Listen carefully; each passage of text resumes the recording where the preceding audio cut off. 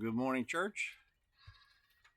It's a beautiful piece of verse in John chapter 7 where Jesus is talking with his family, and he says these words.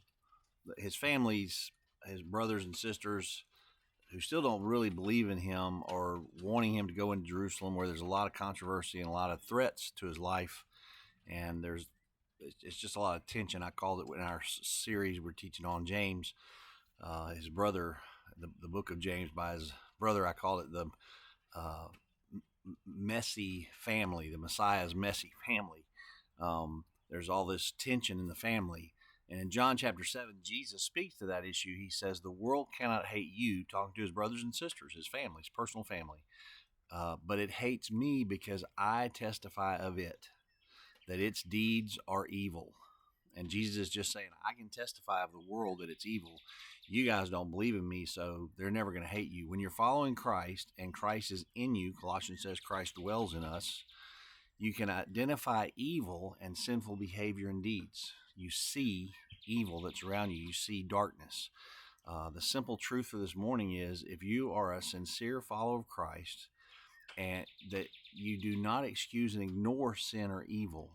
One of the challenges I see sometimes is Christians just take it too lightly.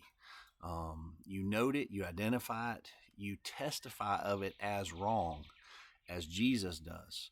Now, this doesn't mean you go around and point to strangers that you don't know and people that you don't know and call them out as sinners and hold big Bibles over their head and bang them in the head with a big King James Bible. But it does mean in the relationships around you with friends and family and coworkers and people that you interconnect with, your inner circle, there are loving ways where you can lovingly identify sinful behavior and share a better plan, that God has a better plan for them.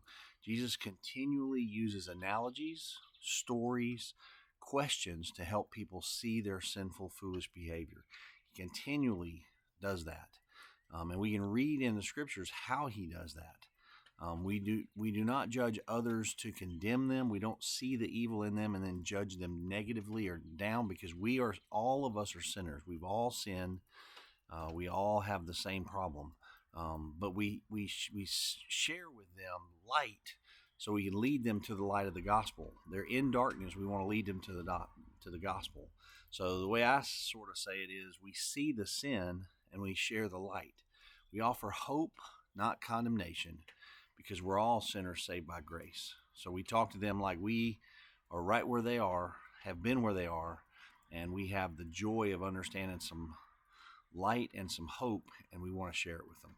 So I pray, like Jesus says, we don't want to be like his family that can't see evil, because we're following him, because we love him, because he dwells in us. We can see evil, we can see darkness, we can see sin in the world, and we can understand it. And we take the people that we love around us and begin to identify those things and help them see the light, see the sin, and then share the light with them. Love you guys. See you back soon.